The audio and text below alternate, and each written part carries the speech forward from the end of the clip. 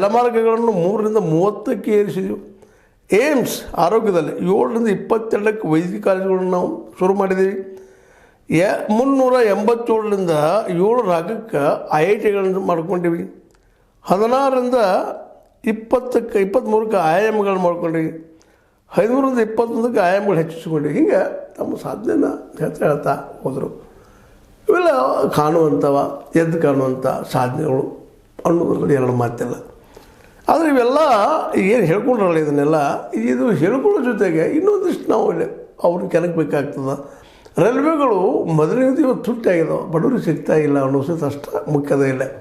ಯಾಕಂದರೆ ರೈಲ್ವೆಯಲ್ಲಿ ಇವತ್ತು ಬಡವರು ಹೋಗೋದು, ಅಡ್ಡಾಡೋದು ಮಾಡೋದು ಕಡಿಮೆ ಆಗ್ತದೆ ಅಂದರೆ ಹೆಚ್ಚಾಗ್ತಾ ಇಲ್ಲ ಅನ್ನೋದು ಅಷ್ಟು ಸತ್ಯದ.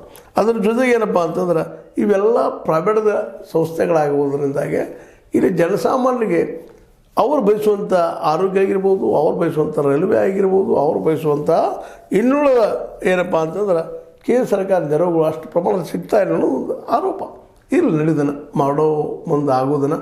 ಆದ್ರೆ ಮಾಡಿದಾರೆ ಅವ್ರನ್ನು ತಪ್ಪು ಹೇಳ್ಕೊಂಡ್ರು. ಅದೇ ಕಾರಣಕ್ಕೆ ಸಿದ್ದರಾಮಯ್ಯರು ಸಹಿತ ಭಾಳ ಚೆನ್ನಾಗಿ ತಮ್ಮ ರಾಜ್ಯಕ್ಕೆ ಏನು ಬರಬೇಕಾಯಿತು ನಾವು ಎಷ್ಟು ಕೊಡ್ತಾ ಇದ್ದೀವಿ, ರಾಜ್ಯಕ್ಕೆ ನಮ್ಮ ಪಾಲು ಬರ್ತಾ ಇದ್ದೀವಿ ಒಂದು. ಯಾಕಂದ್ರೆ ನೀವು ಪಾಲು ನಮ್ಗೆ ಸರಿಯಾಗಿ ಕೊಟ್ಟರೆ ಇನ್ನೂ ಅಭಿವೃದ್ಧಿ ಮಾಡಿ ತೋರಿಸ್ತೀವಿ, ಗ್ಯಾರಂಟಿ ಯಾಕೆ ಇನ್ನೂ ಭಾಳಷ್ಟು ನಾವು ಅಭಿವೃದ್ಧಿ ಮಾಡ್ತೀವಿ ಅನ್ನೋಂಥ ಧಾಟಿ ಅವ್ರ ಮಾತಿನಲ್ಲಿತ್ತು.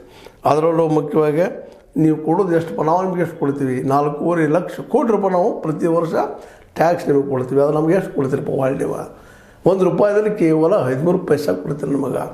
ಇದನ್ನು ನಾವು ಅಭಿವೃದ್ಧಿ ಮಾಡಿದ್ರೆ ಹೆಂಗೆ ಮಾಡ್ಲಿಕ್ಕೆ ಸಾಧ್ಯದ ಅನ್ನುವಂಥ ಮಾತುಗಳು ಹೇಳೋ ಜೊತೆಗೆ ಇನ್ನೂ ಅನೇಕ ತಾವು ಏನು ಮಾಡಬೇಕಾಯಿತು, ರೈಲ್ವೆ ಯೋಜನೆ ಬಗ್ಗೆ ಆಗಿರ್ಬೋದು, ಮತ್ತೇನೂ ಆಗಿರ್ಬೋದು.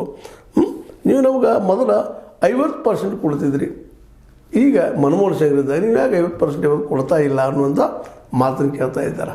ಅಂದ್ರೆ ನಿನ್ನೆ ನಡೆದ ಕಾರ್ಯಕ್ರಮದಲ್ಲೇ ಇಬ್ಬರು ಮಹನೀಯರು ತಮ್ಮ ತಮ್ಮ ವಿಚಾರಗಳನ್ನು ಭಾಳ ಸಂವೇದನಾಪೂರ್ಣವಾಗಿ ಮುಟ್ಟಿಸುವಂಥ ಕೆಲಸವನ್ನು ಮಾಡಿದ್ದಾರೆ, ಜನಕ್ಕೆ ತಿಳಿಸುವಂಥ ಕೆಲಸವನ್ನು ಮಾಡಿದ್ದಾರೆ. ಯಾಕಂದ್ರೆ ಜನ ಸಾಕಷ್ಟು ಕೂಡಿದ್ರಲ್ಲ, ಇಡೀ ದೇಶನ ಇದನ್ನು ನೋಡ್ತಾ ಇತ್ತು ಅನ್ನೋದು ಅಷ್ಟು ಸತ್ಯದ.